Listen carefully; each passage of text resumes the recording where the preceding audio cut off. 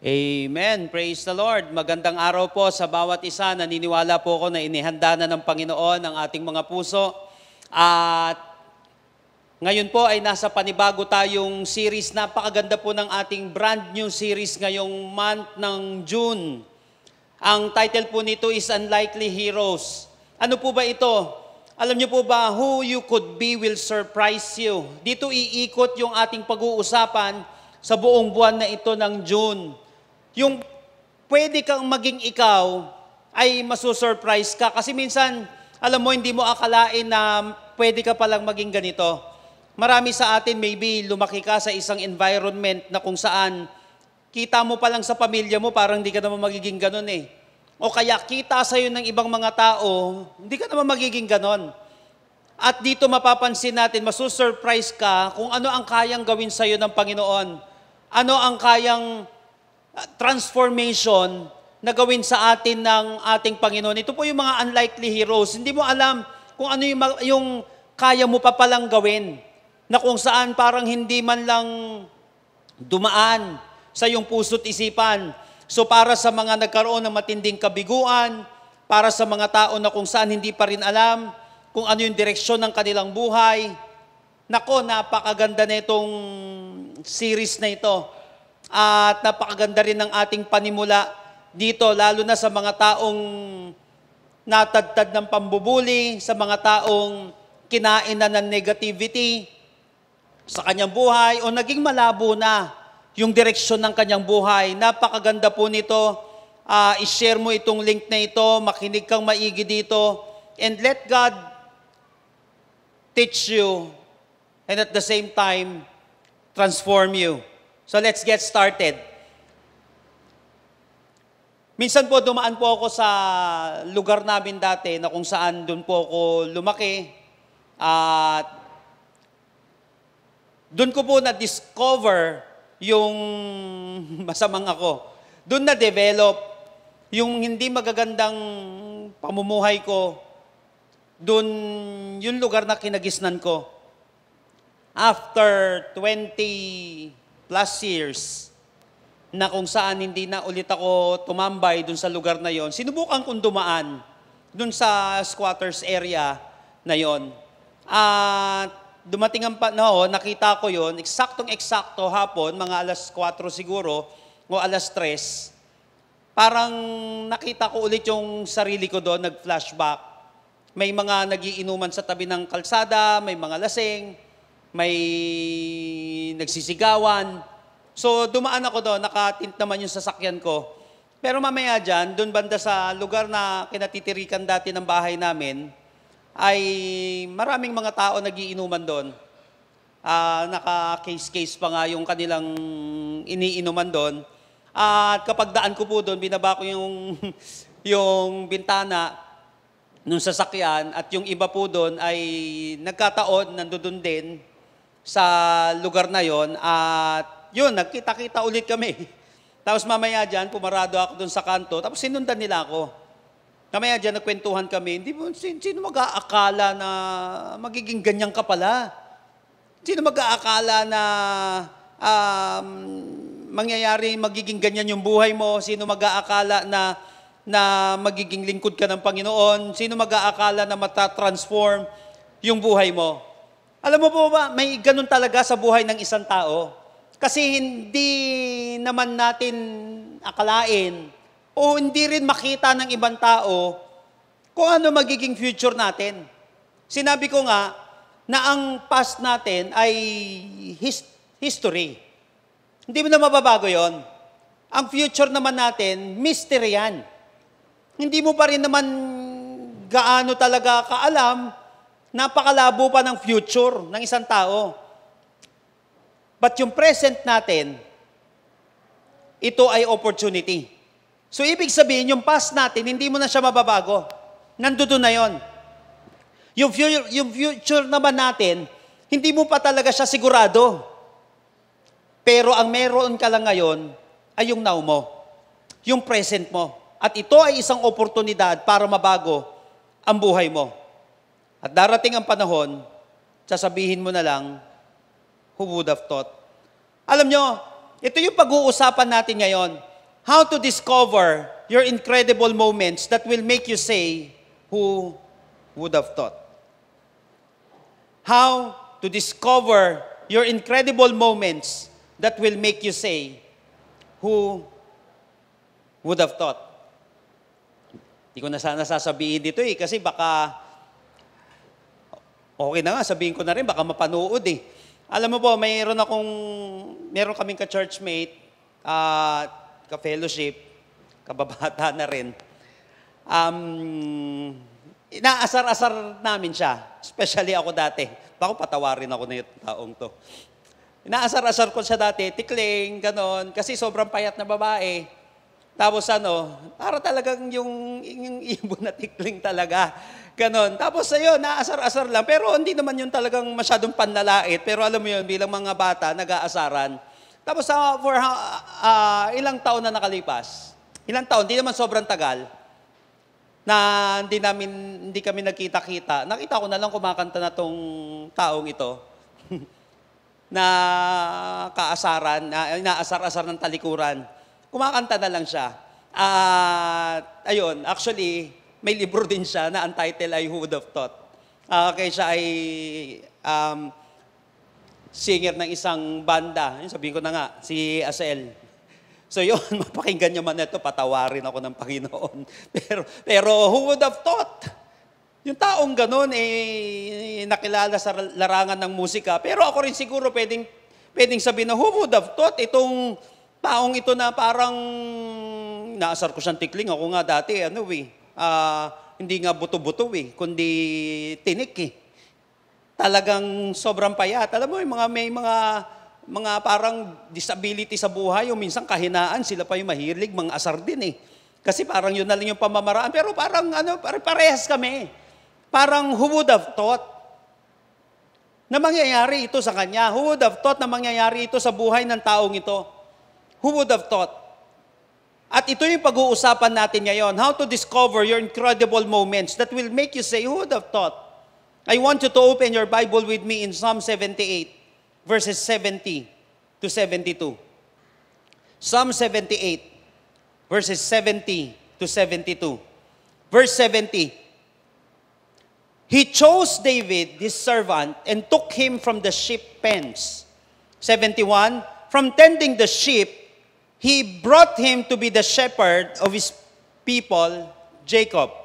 Of Israel, his inheritance. 72. And David shepherded them with integrity of the heart. With skillful hands, he led them. So join me in our message today entitled, Who Would Have Thought? Who would have thought? Alam niyo po yung phrase na who would have thought ay ginagamit when you are expressing surprise or amazement in a situation or expressing doubt at something being true. Parang di ako mapaniwala. Nangyari sa kanya yan. O nangyari sa buhay ng isang taong ito. Who would have thought that a nobody can become a somebody? Who would have thought na yung basurerong ito ay naging business? Tycoon na ngayon. Who would have thought that this homeless man can be a real estate mogul? And who would have thought that a shepherd can be a king? So how to discover your own incredible moments that will make you say, who would have thought? How to discover your incredible moments that will make you say, who would have thought? Sa lahat na may mga self-doubt, sa lahat ng mga dumaan sa matitinding pagsubok sa kanilang buhay, sa lahat ng nag-struggle ngayon sa kanilang buhay, makinig kang maigi dito. At darating ang panahon, maniwala ka, I believe, dalangin ko, na after this you will discover your own incredible moments that will make you say, who would have thought? Tatlong bagay na kung saan pamamaraan na madidiscover mo, di ko akalain na mangyayari sa akin ito. Number 1. In verses 70 hanggang 71, he chose his servant David, calling him from the sheep pens. He took David from tending the ewes and lambs, and made him the shepherd of Jacob's descendants. God's own people, Israel. Unang pamamaraan, unang component na makikita natin, masasabi natin balang araw, di ko akalain, pero nangyari. Ano nangyari? Anong gagawin mo? Number 1 is calling. Napaka-importante na ma-discover mo at malakaran mo yung calling na ito. Tingnan niyo po sa verse 70. He chose David, his servant, calling him from the sheep pens. Napaka-importante po ng calling. Kapag hindi natuklasan ng isang tao yung kanyang panawagan, it's either, alam mo yon, mananatili ka na lang sa ganyang sitwasyon o magkakaroon ka ng kulingling. Napaka-importante ng calling. Have you ever had a thought, idea, or feeling that you were meant to do more in your life? Minsan ba na pag-isip-isip mo, nakaupo ka, sinasabi mong gano'n, parang may gusto pa akong gawin sa buhay. Yung sabihin na natin yung dissatisfaction. O kaya something really amazing and important na pwede mo pang magawa sa buhay. Parang, hindi pa ako to eh. Parang hindi ako ito. Now, kung natanong mo na yan sa buhay mo, na parang may gusto ka pang mas matinding gawin, o may magagawa ka pang matindi sa buhay mo, believe me, you were probably experiencing the calling. Alam nyo, God has created and shaped us for a purpose. Create tayo ng Panginoon for a purpose. May pagkalikha sa atin ang Panginoon na kung saan napakaganda na ma-discover mo ito. Once you discover it, do it. Kasi, alam mo po, sa lahat ng bagay, for example, yung mga gadgets natin, merong reason, may purpose kung bakit nilikha ito. Hindi mo siya pwedeng pamato. Hindi niya marireach yung potential niya. Hindi naman siya ganun eh. Alam mo, pag ginawa mo tong pamato, yung gadget, magmumukha siyang walang kwenta. Makinig ka maigi dito. Magmumukhang walang kwenta itong gadget na ito.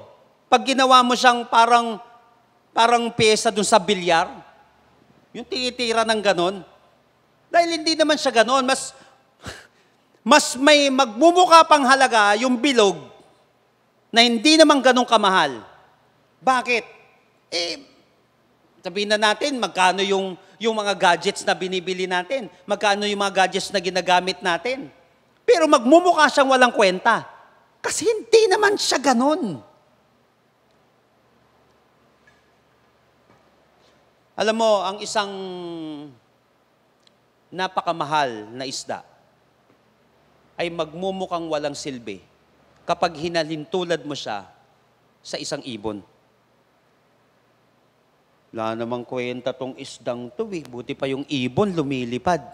Nakuha mo? Kaya maraming mga tao, it seems worthless yung kanilang buhay. Kasi lumalakad ka sa isang bagay na hindi mo naman dapat nilalakaran. Nagmumukha tuloy tayong walang silbi sa buhay natin. Biruin mo, ihahalin tulad ka, yung isda, ihahalin tulad sa isang ibon. Wala talagang kwenta. Tapos sasabihin mo, hindi naman siya lumilipad. Buti pa tong ibon na ito.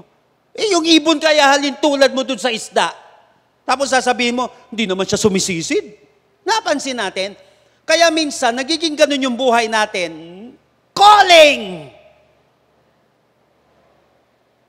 Because God has created and shaped us for a purpose. Our calling is God's game plan for our lives. It is also part of His larger plan for the church and the world. Sinape tayo ng Panginoon, may game plan siya sa atin. Kung ano yung dapat nating lakaran sa ating buhay. Please pray for me. Napakaganda po nung sinisimulan ko na book ngayon entitled Find Your Flow, Success Will Follow. Find your flow, success will follow. Alam niyo po, dun sa isang chapter, actually, kade-develop ko lang siya ngayong week na ito, dun sa isang chapter doon, sinabi ko dun sa chapter na yon, na yung mga disabilities natin will reveal your ability. Minsan yung mga hindi mo kayang gawin, yun na magre-reveal ng isang bagay na kaya mong gawin. Kaya tingnan mong maigi, ano ba hindi mo kayang gawin? Ang problema, ang dami natin hindi kayang gawin, ang dami natin hindi magagandang nagagawa, tinutuloy-tuloy pa rin. Minsan yung mga disabilities na yan, ililid ka dun sa ability mo.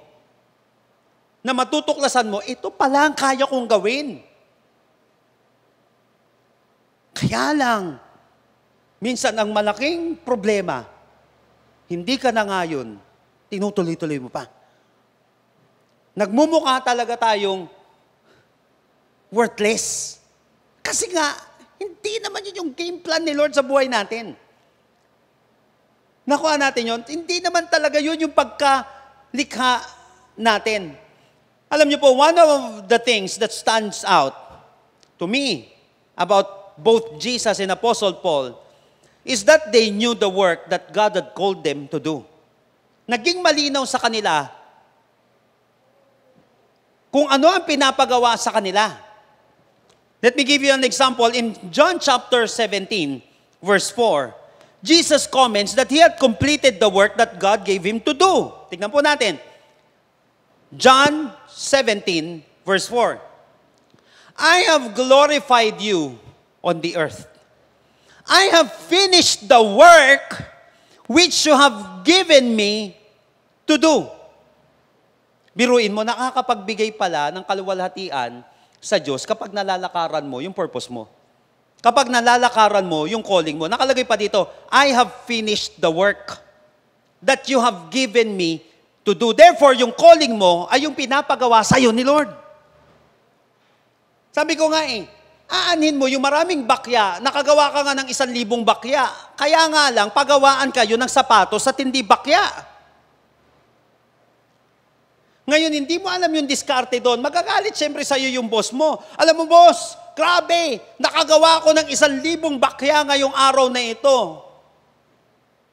Hallelujah! Grabe talaga, boss, nakagawa ko ng 1,000 bakya. Alam mo, maya-maya, tanggal ka na. Sabihin nung sinayang mo lahat ng pera dati, hindi naman tayo pagawaan ng bakya. Hindi naman yan yung ginagawa mo.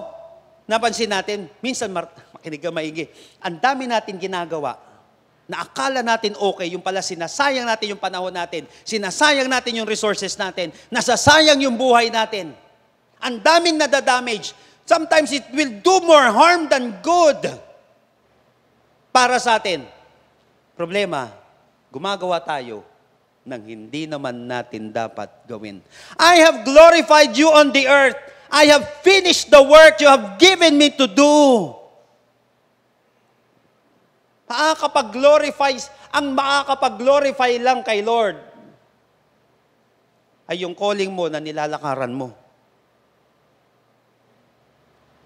In fact, si Apostle Paul then often refers to his calling and staying focused on what God had called him. Philippians chapter 3 verse 14, I press on toward the goal to win the prize for which God has called me heavenward in Christ Jesus. I press on toward the goal. Pansin mo, nagiging significant yung buhay ng isang tao once na ma-discover niya. Once you discover and then you do your calling. Dalawang importanteng bagay. Naku, napakaganda na ito. Sana makinig kang maigi dito, kapatid. Dalawang importanteng bagay pagdating sa calling. First, you have a sovereign caller. You have a sovereign caller. Tignan mo, verse 70. He chose David, his servant, and took him from the sheep pens. Napansin niyo po, God chose David and took him from the sheep pens. He chose and he took. Ibig sabihin, si Lord, listen, si Lord ang magpapasya kung ano ang calling mo at hindi ikaw.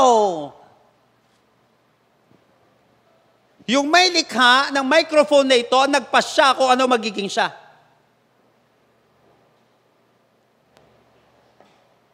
yung may likha nito, ng cellphone na ito, magpapasya kung ano magiging siya. At hindi itong gadget na to. Pagdating sa calling, may sovereign caller tayo. Ibig sabihin, gagawin ni Lord, siya ang magpapasya. Si Lord ang magpapasya kung ano ang calling mo. Hindi mo pwedeng piliin kung ano ang calling mo. All you have to do is to discover it and you have to, and do it.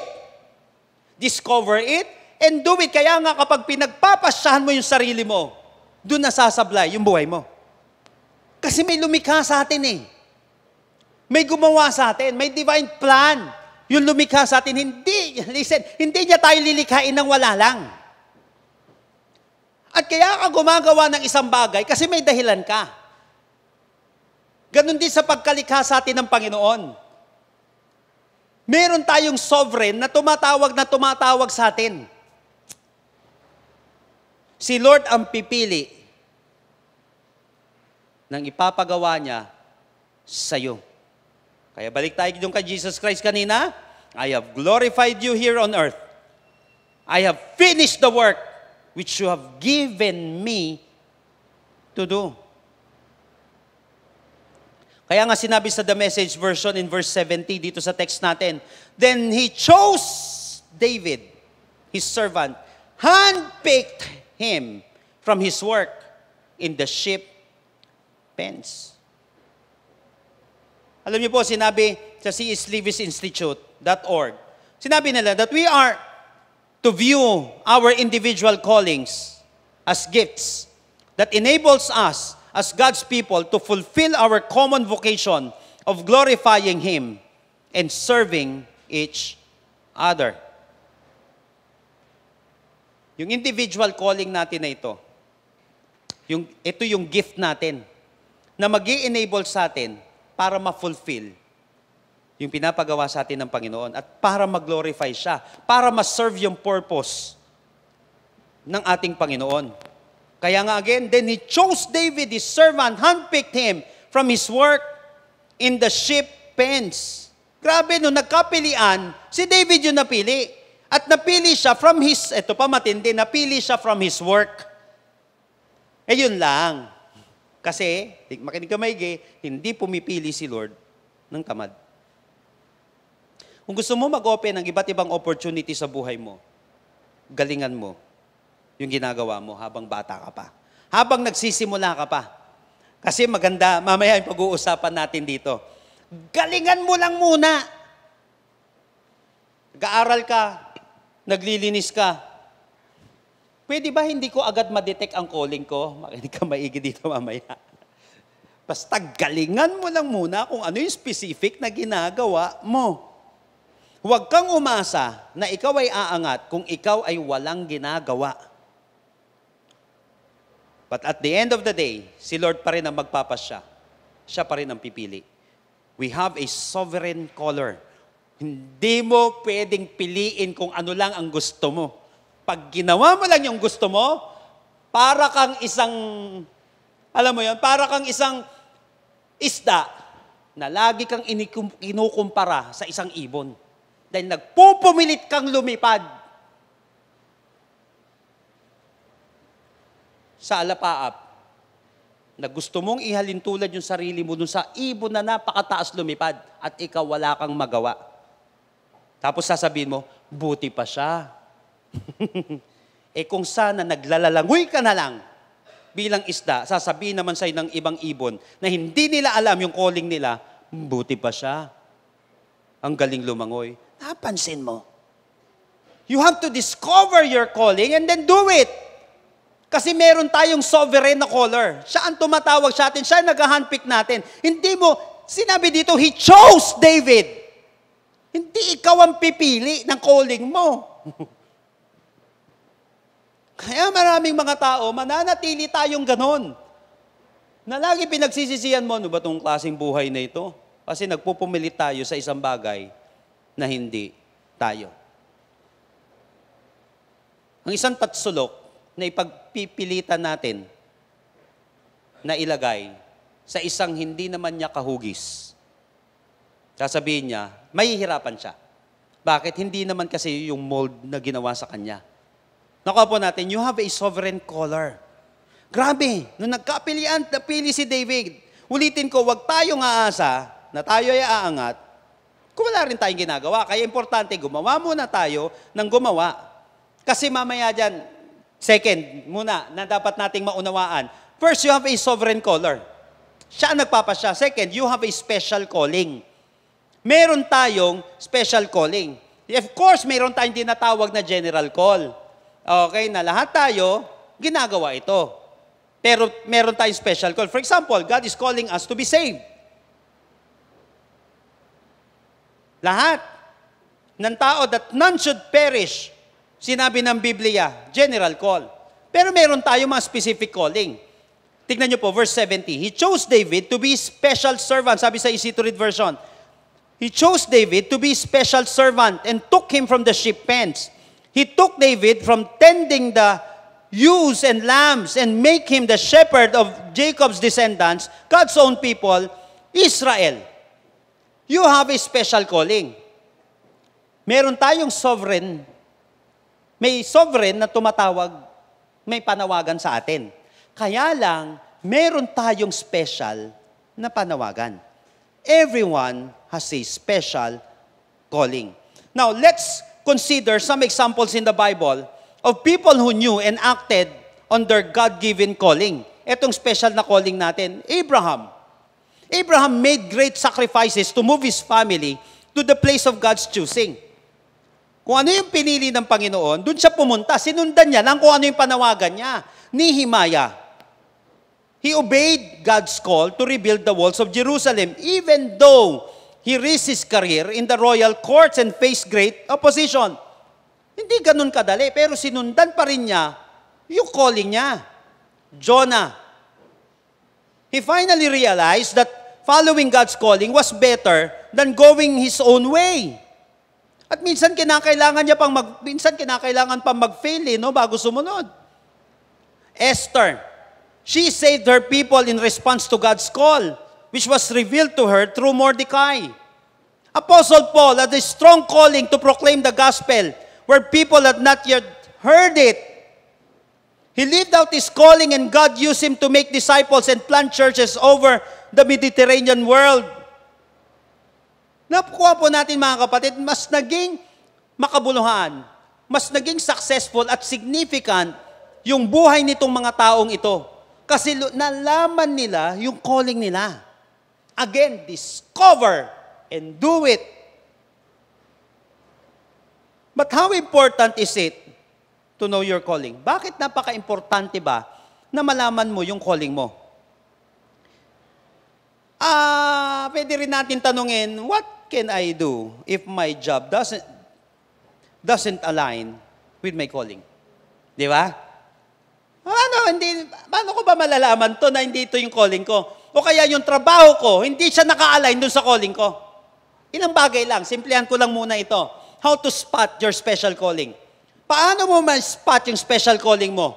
Number 1, process. Alam mo ba na ang calling ay proseso? Tignan nyo po, verse 70. He took David from tending the ewes and lambs and made him the shepherd of Jacob's descendants, God's own people, Israel. Nakuha nyo po? Hindi muna, makinig ba hindi muna naging leader ng mga tao si King David. Kaya nga ang calling, process yan. Hindi muna naging leader ng mga tao si David, naging leader muna siya ng mga hayop. Uy, deep. Hindi muna siya naging leader ng mga tao, naging leader muna siya ng mga hayop. Hindi muna siya naging pastol ng bansa. Naging pastol muna siya ng mga tupa. Kaya nga, if you want to spot your calling, dapat malinaw sa iyo na proseso ito. Kaya sinabi ko sa kanya, kung ano ang pinapagawa sa iyo ngayon, kung ano ang ginagawa mo ngayon, galingan mo muna doon. Proseso yan. Lumakad ka lang doon sa proseso. Magpatuloy ka sa Panginoon.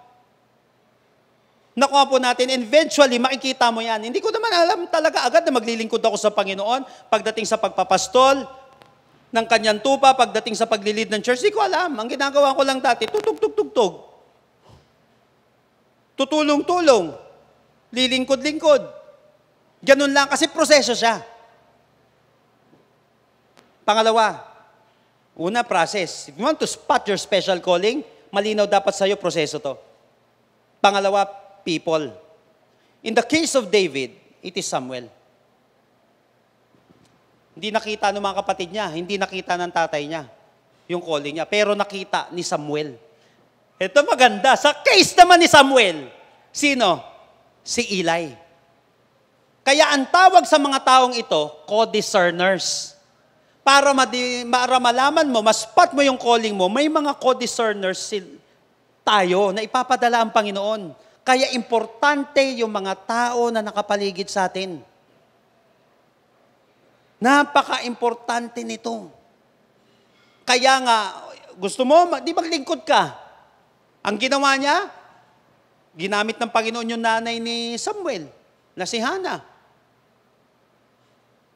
Ginamit ng Panginoon si Eli. May mga tao nagagamitin ng Panginoon para maihatid tayo. Maihatid, di ba? Dinedicate ni Hannah si Samuel. At pagdating naman kay King David, siya si Samuel naman ang nagsabi ng calling niya, co-discerners. Pangatlo, if you want to spot your special calling, napaka-importante ng process. Pangalawa, people. Pangatlo, passion. Why? Because your passion can lead you to your purpose. Your passion can lead you to your purpose. Sabi ni Bishop T.D. Jakes, if you can figure out your purpose, figure out your passion. For your passion will lead you right into your purpose. Passion. Pag hindi mo daw ma-figure out yung purpose mo, figure out your passion. Ano ba itong passion ko? Because your passion will lead you right into your purpose. Napansin mo? Sige, inutusan siya ng tatay niya na maging pastol ng mga tupa. Ginalingan niya magpastol ng tupa. O dito sa text natin, mamaya dyan, naging pastol na siya ng bansa. Passion. Saan ka ba passionate? Baka yun ang gamitin ng Panginoon para i-lead ka dun sa purpose mo, dun sa calling mo. O, ito pang-apat. Hanggang dito na lang muna sabihin ko, talagay ko sapat na to, problems. O, hindi ka maigi. Marami ang naging malinaw yung calling nung lumabo yung buhay nila. Marami ang naging malinaw yung calling nila nung lumabo yung buhay nila. Kung kailan nagka-problema, doon lalong luminaw yung tunay na panawagan nila kay Lord. Isa sa nangyari sa akin to. Nung lumalabo na yung buhay ko, nagkakawendang-wendang yung trabaho, yung ginagawa. Sabi ko, ano ba nangyayari sa trabaho ko? Ba't pag pumapasok ako sa isang kumpanya, nagsasara? Parang Jonah, no? Dumasaman lumulubog. Yung pinupuntahan. Sabi ko na nangyayari. Tapos mamaya, no choice na. Ulitin ko, marami naging malinaw yung calling nila nung lumabo yung buhay nila. Isa sa mga gagamitin itong mga bagay na ito, if you want to spot your special calling, process, people, passion, problems. Now, what happens when we understand our calling and decide to live it out? Magkakaroon tayo ng strong sense of purpose and sizzling passion. Ngayon, strong sense of direction. Kasi malinaw na sa'yo Napansin mo, mas mabilis kang nakakabiyahe sa isang lugar na alam mo kung saan ka pupunta. Pangalawa, very passionate ka, nag-aapoy ka sa ginagawa mo. Kasi nga, ang sarap lumipad, kasi nga ibon ka Parang ganun ang dating Kisa nagpupumilit ka, nagayahin yung ibon na yon, isda ka naman.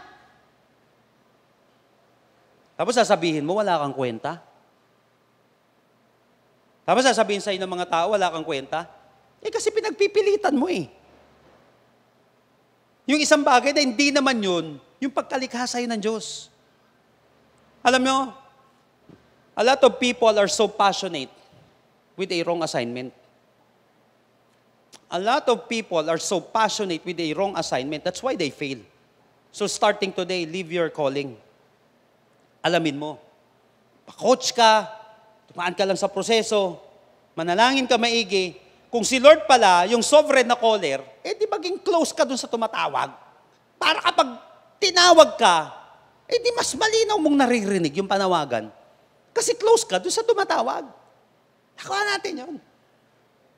Lalo ka maging intimate kay Lord. Mamaya makikita mo na yan, malalaman mo, madidiscover mo, ilalapit ka ni Lord sa tamang tao, sa tamang sitwasyon. Pag dumaan ka sa pagsubok, mas i-reveal pa ni Lord yung panawagan mo at mas maglilinaw pa siya. Live your calling. Number 2. Calling pa lang to. Kasi makakapamuhay ka na ng maayos kahit dumaan ka sa pagsubok, alam mong ikaw yun. Alam mo, nag-glorify ang Panginoon sa buhay mo. Di ba, the ultimate definition ng success is what? Knowing the will of God and doing it. Ayun ang tagumpay, yung malaman mo kung ano yung pinapagawa ng Panginoon, tapos ginawa mo, matagumpay ka. Kaysa ang dami natin ginawa, hindi naman yun yung pinapagawa sa atin, sablay tayo. Uulitin ko, ikaw man din, binigyan ka ng pambudget na gumawa ng tsinelas. Tapos ang ginawa mo, toothpick. Binili mo toothpick. Ang layo. Ang dami kong nagawa, santrak na toothpick. Grabe, hindi naman yan yung negosyo eh. Hindi naman yung pinapagawa sa'yo. Napansin mo, kahit na anong pagod mo, kahit na anong hirap mo, kahit na anong gawin mo, sasablay at sasablay ka if you will not live your calling. Kapag na-spot mo to, you have to discover it and then do it. Yun pa lang, panalo ka na. Ang sarap huminga, ang sarap mabuhay, ang sarap dumaan sa pagsubok. Kasi alam mo yung calling mo. Abangan niyo po yung bukong yun. Find your flow. Success will follow. Number 2. Verse 72. David shepherded them with integrity of the heart. With skillful hands, he led them. Number 2. Paano natin? How to discover your own incredible moments that will make you say, who would have thought? Paano mo ma-discover yung incredible moments na yun na sasabihin, hindi ko akalain to. O sasabihin ng ibang tao, hindi ko akalain na ganyan mangyayari sa'yo. Number 1 is calling. Number 2 is character. David shepherded them with integrity of the heart. Sinabi dito.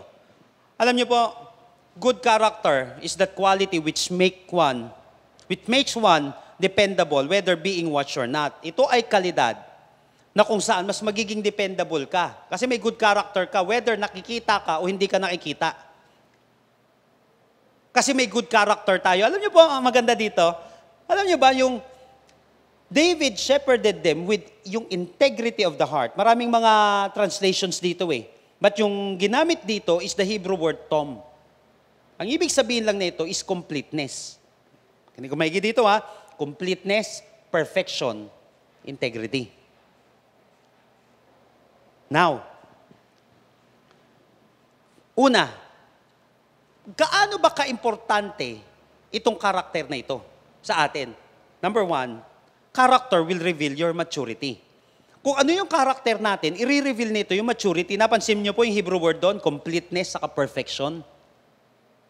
Pag sinabing complete, and be complete, be perfect. Napansin niyo, paano natin may spot yung kalooban ng Panginoon? Sinabi sa Romans chapter 1, chapter 12, 1 and 2. Di ba yung good, pleasing, and what? Perfect. Ibig sabihin ba, hindi nagkakamali? Ang ibig sabihin kasi ng perfect, yung completeness ay maturity. Character will reveal your maturity. Kaya nga completeness, di ba? Yung mga policies natin sa insurance, may maturity na tinatawag. Yung ibang investment natin, may maturity. Complete, ibig sabihin. Ang ibig sabihin ng maturity, full growth. Nagkakaroon tayo ng full growth, nagkakaroon tayo ng sense of responsibility. Kaya nga, character will reveal your maturity.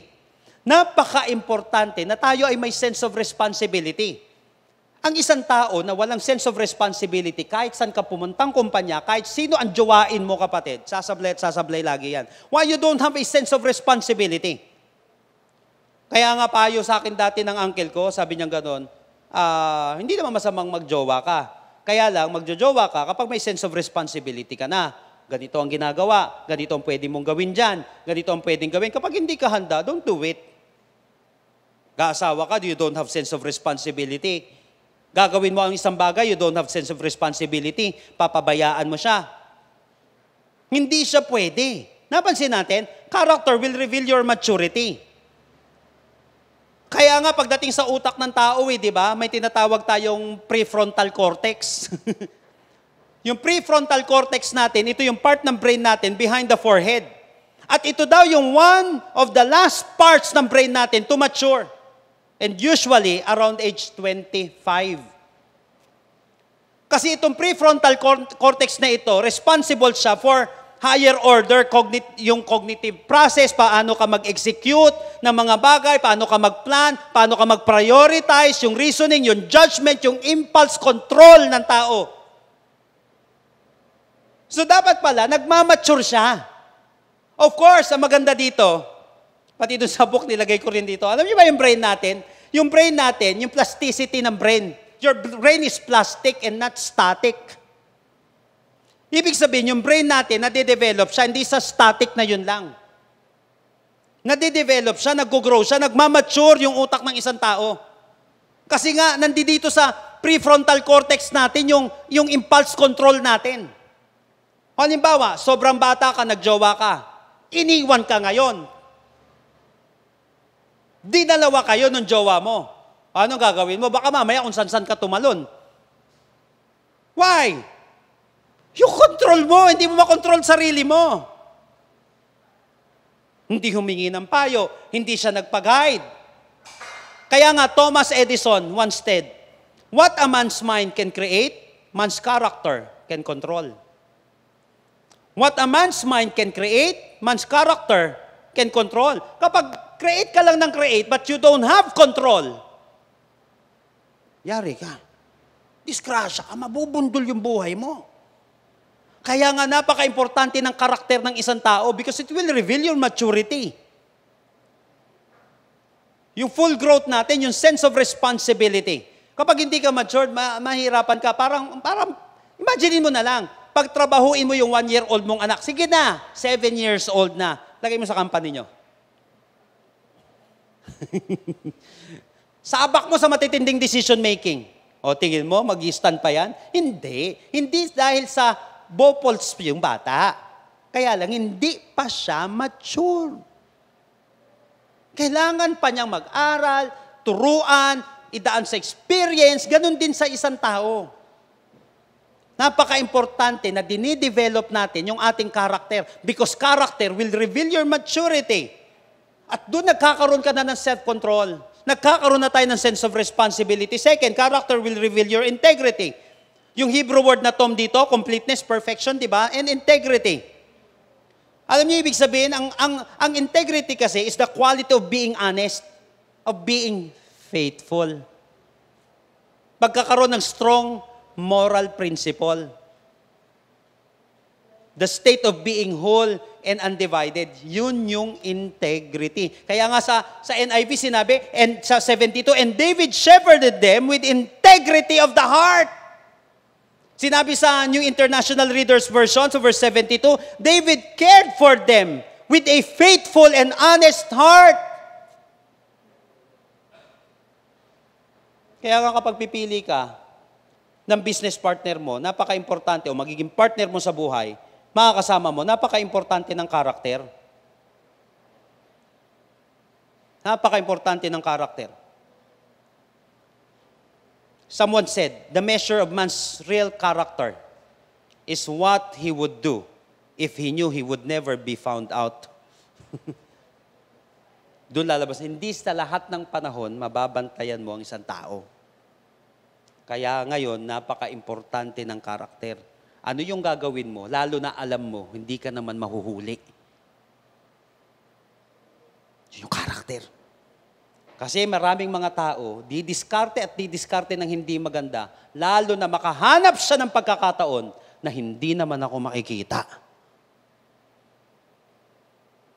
Ano yung pwede mong gawin? Doon lilitaw ngayon yung karakter mo, na pwede mo naman gawin itong masamang bagay na ito, dahil wala naman makikita, pero hindi mo siya gagawin. Yun yung karakter mo. And that's integrity. The measure of man's real character is what he would do if he knew he would never be found out.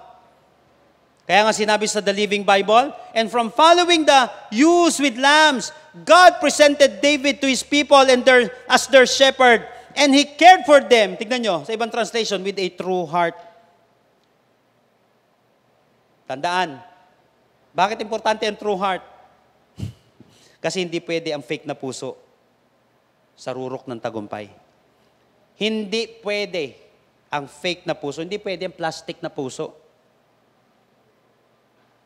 sa tagumpay. At the end of the day, matutunaw din yan. Maniwala ka. Hindi pwede. Kaya napaka-importante ng karakter ng isang tao. Kasi doon ka maninindigan sa tama, sa dapat mong gawin. Someone said that character is simply habit, long continued. Character is simply habit, long continued. Kasi hindi basta-basta na nangyari yung karakter na yan. Ginawa mo lang siyang habit. Gusto mo makapag-develop ng magandang karakter?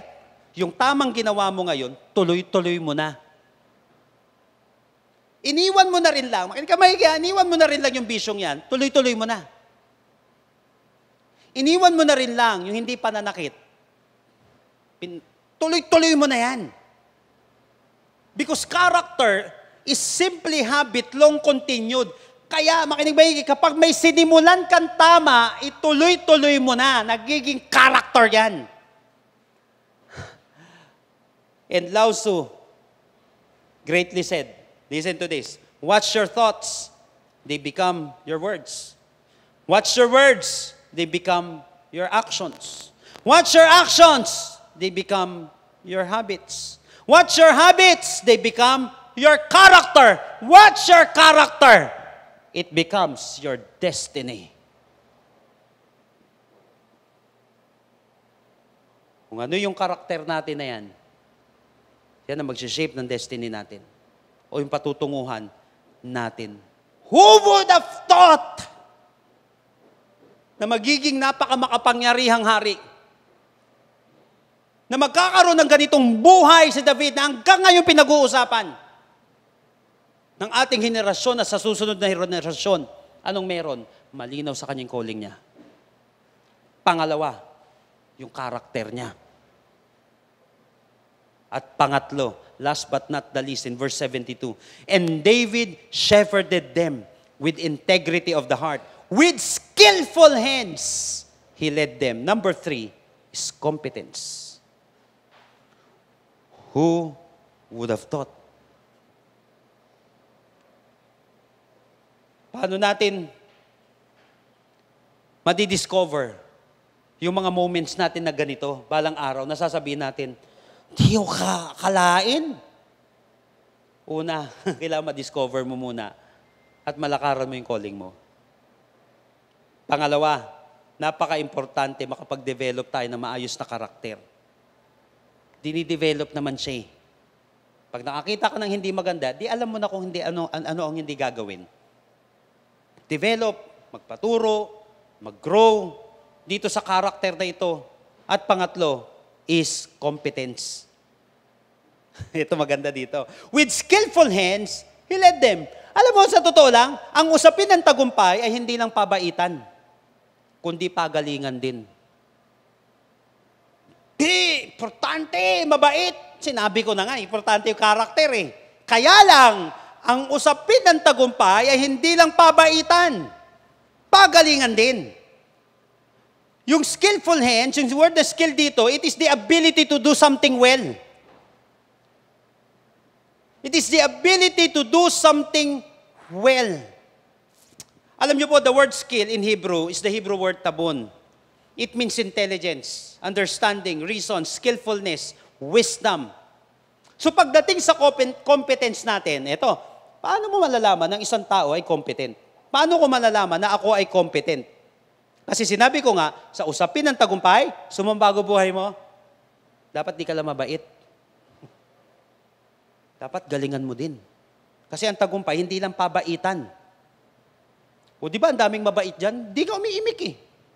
Kaya lang, wala rin nangyari sa buhay, di rin nagtatrabaho. Hindi nga umiimik, di naman ginagawa yung ginagawa mo, hindi niya alam gawin yung ginagawa mo. O, tanungin kita. Sasakay ka ng eroplano. Kanino ka sasakay? Doon sa mabait na hindi niya alam mag-drive ng eroplano, magpalipad ng eroplano, pero sobrang bait niya. O doon sa medyo rough ng konti yung ugali. Pero magaling magpalipad ng eroplano. Ay, doon ka na lang. Sige, magalit ka dyan na magalit.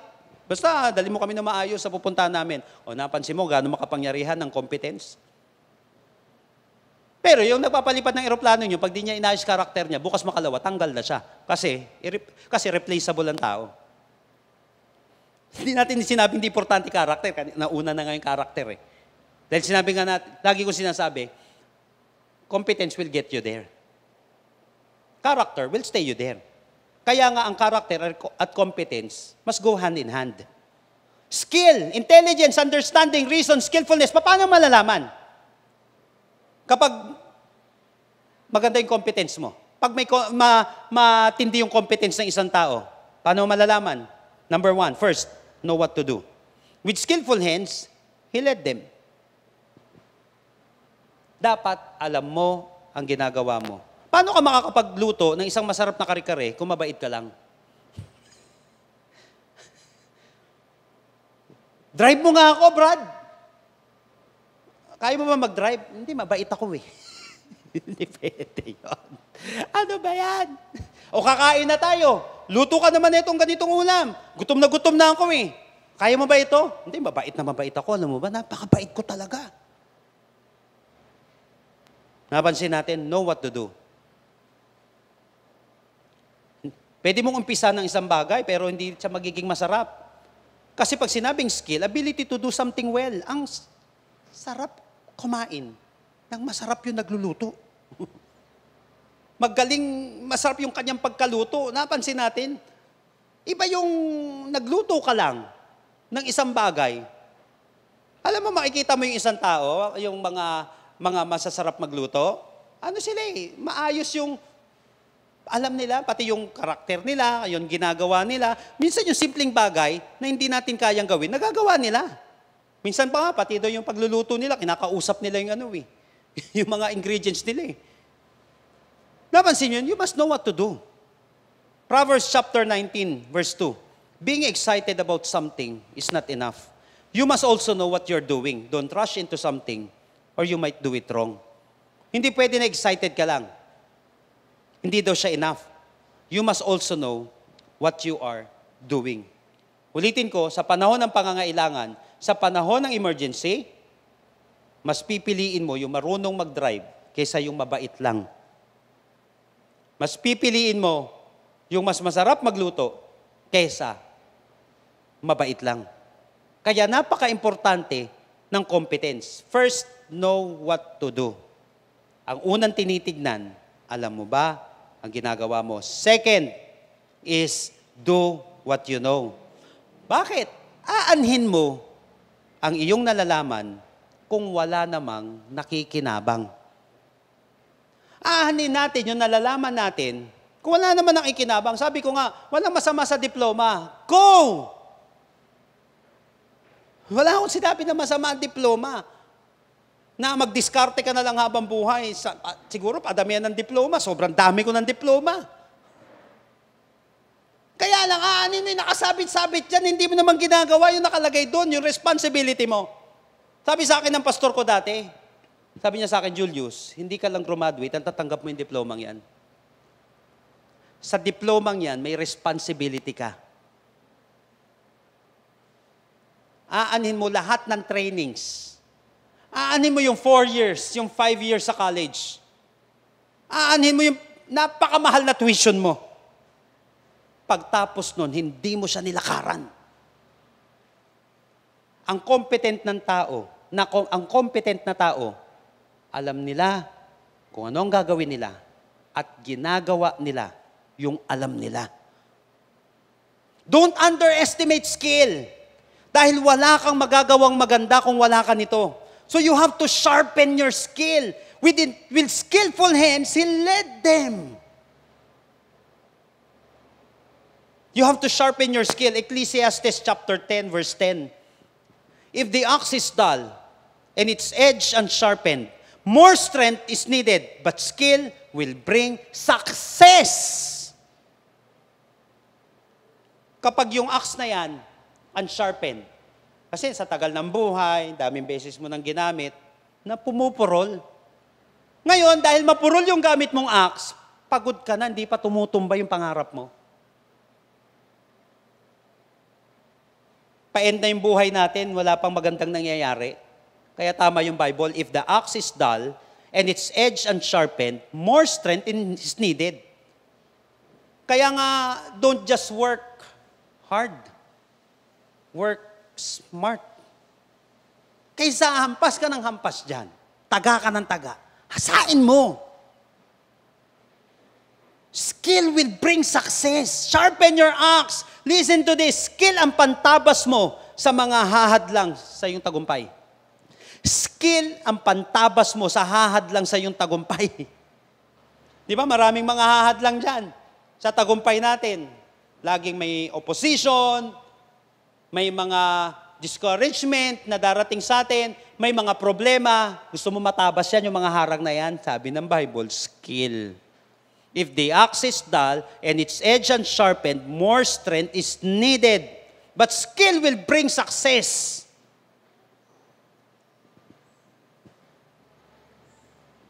Kagabi, nung oras na kami nakauwi, kasi yung mga anak namin, nag-schedule. Pala decision, nag-schedule tuwing Friday, lalabas kami, pero okay naman yon. Friday, tapos mamaya dyan, may mga kausap kami. Tapos sinabihan namin yung mga nag-aalaga sa kanila. Lagi namin silang sinasabihan na napaka-importante mag-develop kayo ng skill mo. Ikaw, teacher ka, ganito gagawin mo. Sabi ko, eto, huwag ka papakita sa akin pag di mo ginawa yan. Sabi ko sa kanya. At the same time, magsusupport naman eh. Kaya lang ayaw ko ng pangkaraniwan. So magbago buhay mo, umiba ka kaysa sa pangkaraniwan. Huwag ka maging pangkaraniwan na nagtuturo. Lakaran mo to, gawin mo to, gawin mo to. Live above average. Kumbaga, tinuturuan namin sila. Anong gagawin? Paano magiging skillful? Kasi pantabas yan sa mga hadlang sa buhay. Marami ka laging katapat. O anong pantapat mo sa katapat mo? Pareho lang kayo ng level. Iaangat mo ngayon para may pantapat ka. Ang dami nating competition sa business. Pare-pareho kayong level? Hindi. Dapat may twist ka. Dapat may iba kang knowledge. Dapat alam mo yung panahon natin, social media. Dapat alam natin gamitin ng technology. Skill will bring success. Skill ang pantabas mo sa mga hahadlang sa iyong tagumpay. Sharpen your axe. Kaya nga in preparation for building the temple, Hiram, king of Tyre, replied by letter to Solomon. Napansin mo, pagkamatay ni David, eto na, si Solomon na. Kaibigan ni King Hiram, yung tatay niyan si David. Malaki ang utang na loob ni Hiram dun sa kanyang tatay. Ito ngayon, humingi ng tulong ngayon si Solomon. Tatayo yung pinakamatinding templo. 2 Chronicles chapter 2 verse 13. Sinabi ni King Hiram sa kanya, I am sending you Huram Abi, a man of great skill. Kung gusto makapag-build ng pinakamatinding templo, pinakamatinding building, gustong ma-accomplish yung pinakamatindi para kay Lord, tinulungan siya ni King Hiram. I am sending you this man, a man of great skill. So kapag naglilingkod ka, lalo na para kay Lord, kailangan mong galingan. Lagi kong sinasabi, hindi lang pabaitan ng ministry, Brad. Hindi lang ito pabaitan. Kagalingan mo rin. Importante ang spirituality, pero importante rin ang skill. Kasi naluluwalhati si Lord sa hindi lang mabait, kundi alam din yung ginagawa niya. Meron nga di ba? Sa sobrang bait, binaon nga yung binigay ng master Nakuha mo? Sa sobrang bait, binaon na lang yung talent. Lalo nagalit yung master. Napansin mo? Hindi natin maluloko si Lord ng pabait-bait lang. Hindi, galingan mo rin. Dapat alam din natin yung ginagawa natin. Brothers and sisters, the world will pay you for what you know. And the world will pay you for what you do. Ano ang alam mo? Ano ang ginagawa mo? Therefore, competence is the shining armor of a successful person. Sa bawat isa na nandirito, kung ano ang ginagawa mo, galingan mo. Galingan mo. Ano man ang ginagawa mo ngayon, galingan mo siya. So how to discover your own incredible moments that will make you say, Who would have thought? Paano mo madidiscover yung incredible moment na yan? Nasasabihin mo na lang, di ko akalain. Who would have thought that this homeless man can become a real estate mogul? Who would have thought na ang basurerong ito dati? Ngayon, grabe.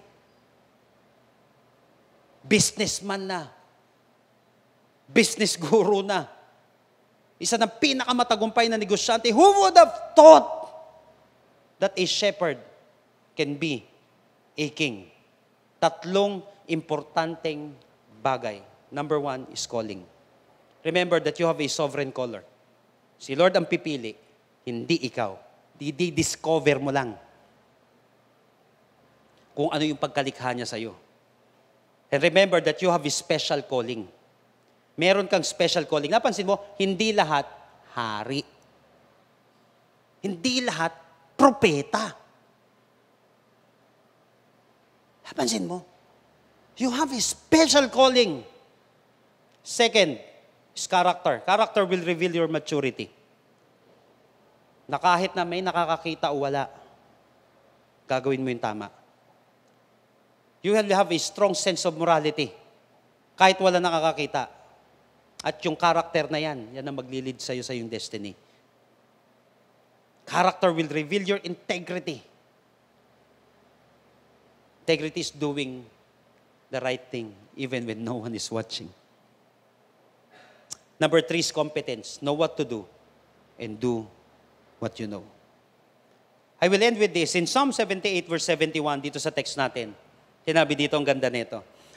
He brought him from tending sheep to be the shepherd of his people, Jacob. Tingnan nyo He brought him from tending the sheep to be the shepherd of his people, Jacob. He made him the shepherd of Israel, his special people. Dalawang importanteng bagay napansin ko dito. Alam mo, yung pagiging shepherd, hindi siya yung pinakamagandang trabaho at that time. Kung babasahin mo nga New Testament kung outcast ka, wala kang kwenta, sige, magpastol ka na lang. Mabaho ka, magpastol ka na lang. Bopols ka, magpastol ka na lang. Bata ka, magpastol ka na lang. O, yung mga kapatid, nandoon sa gera. Siya nandoon lang. Maybe dahil bata pa siya, kaya nga nasa mababang parte pa siya ng kanyang buhay. Kaya napansin ko dito, nakalagay dito sa text natin, he brought him. I want you to listen to this. Gaano man kababa yung kinalalagyan mo ngayon, kaya kang tanggalin ni Lord sa mababang sitwasyon na yan. God took him from the sheep pen. He brought him from tending the sheep to be the shepherd of his people, Jacob. Kaya kang bunutin ni Lord dyan. He took him and brought him from tending the sheep to be the shepherd of his people. Dumating sa panahon ng buhay ko, na ultimo ako, hirap na akong bunutin yung sarili ko doon sa kadiliman na yon. Hirap na akong bunutin yung sarili ko doon sa kahirapan na yon. Ang lalim. Biruin mo mula pagkabata, gano'n na kinagisnan mo. Gaano nakalalim yung pagkabaon mo? Diyan sa ganyang kasalanan, diyan sa kanyang kahirapan. Diyan lalim na, pinakamababa na. Dumating na ba sa panahon mo, nandito ka ba sa sitwasyon na to, na nandiyan ka sa pinaka-bottom ng buhay mo? Kulang na lang, bottomless pit. Kaya na pandemonyo yon, nalagayan. Na hirap ka ng umahon dahil sa sobrang lalim ng kinahulugan mong kumunoy, na tila baga, unti-unti ka nang lumulubog, na parang naghihintay ka na lang ang katapusan. Kung ikaw man ay dumadaan dito, gusto ko malaman mo, that God can take you out of that dark situation. God can take you out of that miry clay. Kaya kang tanggalin ni Lord sa pinakamababang sitwasyon ng buhay mo. Makinig ka dito, kapatid. Kahit na anong sinabi sa'yo ng tao, kahit na ano ang pinaniwala sa'yo ng mundo, paniwalaan mo yung kakayahan ng Panginoon. Napansin ko pa dito, hindi lang He brought him or took him from tending sheep to be the shepherd of his people, Jacob. Napansin ko pa dito, He made him. I came to realize that promotion comes from the Lord. And God can bring you to the next level. Walang pintuan na bubuksan ng Panginoon na kayang isara ng kung sino man. He made him. Maybe sinasabi mo, hirap naman ako mangyari sa buhay ko to. Hindi ikaw. Si Lord ang gagawa sa iyo. Sa totoo lang, di ka naman qualified eh. Yes. God doesn't call the qualified, but He qualifies the called. Umuo ka lang kay Lord. Ako, hindi ko naman alam kung ano mangyayari sa buhay ko. Who would have thought? On May 4, 1997, sinuko ko lang yung buhay ko sa Panginoon. Wala akong idea. Basta importante sa akin sa araw na ito, suko ko lahat ng sakit, isuko ko lahat ng galit, suko ko yung buhay ko sa Panginoon. I don't know kung anong susunod. God brought him, God made him. Si Lord ang kaya mag-develop sa'yo. Maraming hindi qualified. Apostle Paul, hindi qualified. Mamamatay na naman ng palataya. Abraham, magawa ng Diyos-Diyosan. Napansin mo yun? David, nako, shepherd. God doesn't call na qualified. He qualifies the called. Kaya kang bunutin ni Lord dyan. At kayang gawin ni Lord. Na napakaganda, napakakulay, at matagumpay ang iyong buhay. I want you to close your eyes right now. Kung ikaw itong taong ito, na feeling mo at ramdam mo, kapatid, na lubog yung buhay mo. Nasa point ka na kinaaawaan mo na sarili mo. O ang dami nang naaawa sa'yo at parang minsan di ka na rin nila matulungan. God can take you out of that situation. Hindi mo alam kung paano ka matatransform, hindi mo trabaho yon. Umuo ka lang kay Lord. Gusto mo magsimula ka sa Kanya. Hindi mo kayang gawin, pero kaya ni Lord gawin. And God made him the shepherd of Israel. Alam mo kapatid, I'm so excited kung ano pa ang pwedeng gawin ni Lord sa buhay mo. At masasabi mo na lang balang araw, who would have thought? Kapatid, huwag mong lalagyan ng period yung buhay mo ngayon, nakama pa lang. Because if you're not dead, God's not done. And the best is yet to come. Just surrender your life to the Lord. Mag-yes ka lang sa panawagan ng Panginoon. Una yung general call. Give your life to Jesus. Nananawagan si Lord sa lahat. Sana isa ka sa tumugon. If you're this person right now, na malinaw sa iyo na tinatawag ka ng Panginoon, and He wants to save you. For God so loved the world that He gave His one and only Son. Whosoever believes in Him will not perish but have everlasting life. John 3:16. John 1:12. Yet to those who received Him, to those who believe in His name, He gave them the right to become children of God. Sino gustong tumanggap ngayon kay Lord? Sino gustong manampalataya ngayon kay Lord na alam mo, kaya ka ni Lord bunutin sa sitwasyon na yan. At kaya ka ni Lord gawin sa mga bagay na hindi mo akalain na pwedeng mangyari sa buhay mo. If you're this person right now, mananalangin tayo. Sumunod ka sa panalangin ito, but make it your personal prayer.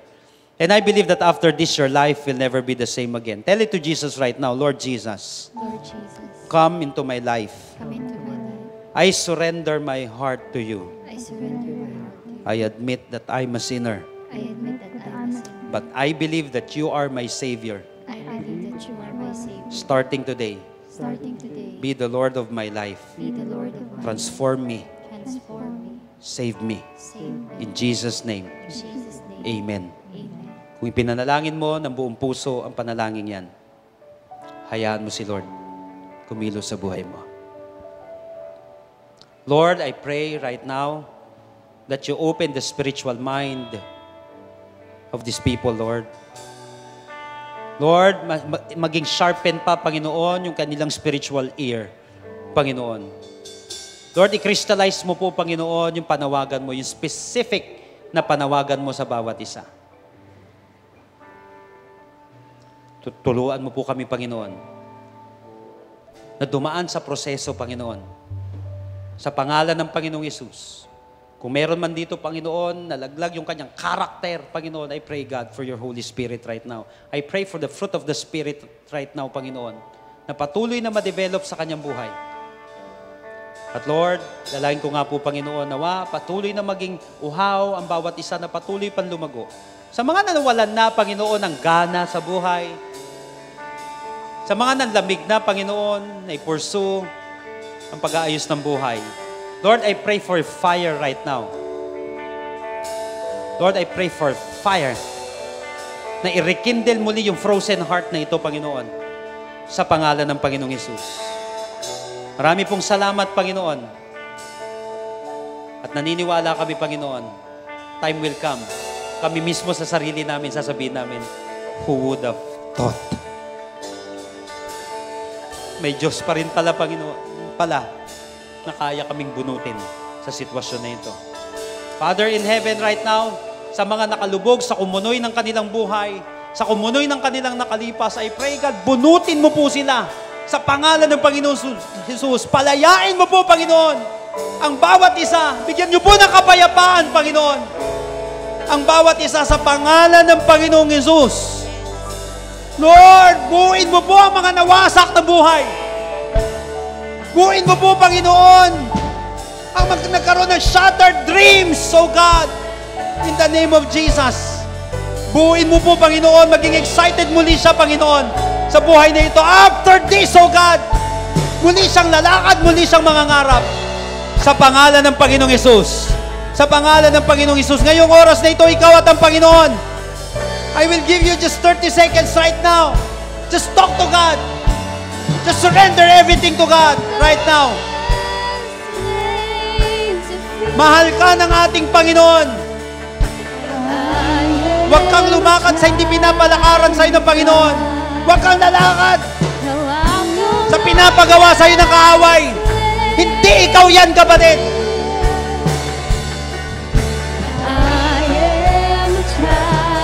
Hindi ikaw yan.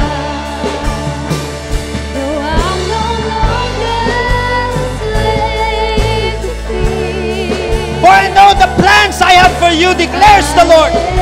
Plans to prosper you, not to harm you.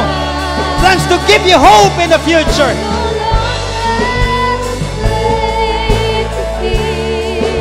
Mga nawawala ng pag-asa, may magandang plano sa iyo si Lord.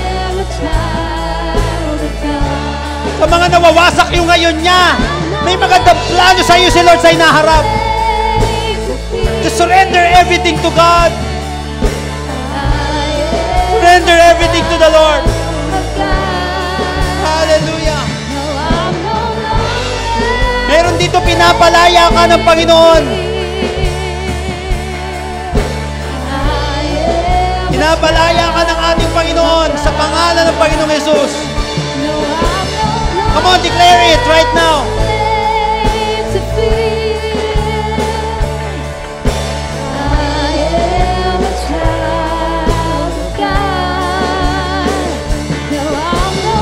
Yes, Lord.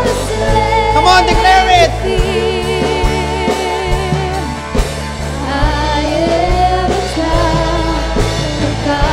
Come on. Somebody right now.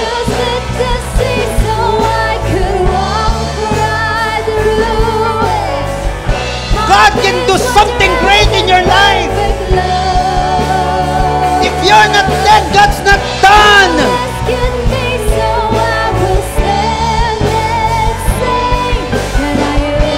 Come on, for the last time, declare it. Yes. Hayang gumawa ni Lord ang paraan. Yes, Lord.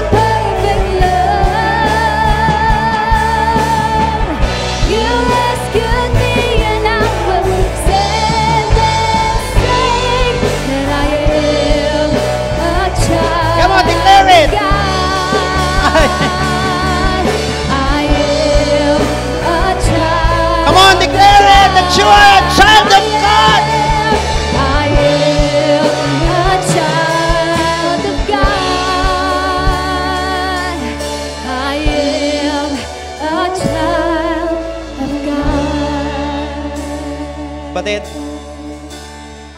kung hindi mo pa alam paano mangyayari sa future mo, alam ni Lord. Litin ko kapatid, your past is history. Baka mabuhay sa regret. Kung mo gawing kulungan, gawin mo na lang paaralan. Your future is still a mystery.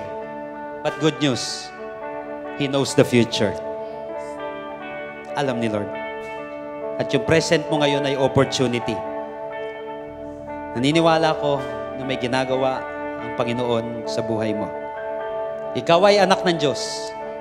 Mahal ka ng iyong Ama sa langit. May maganda siyang plano sa buhay mo. God chose His servant David, calling him from the sheep pens. He took David and made him the shepherd of Israel. Meron dito, binunot ka ng Panginoon sa pagkahulog na yan. And starting today, God will make you something.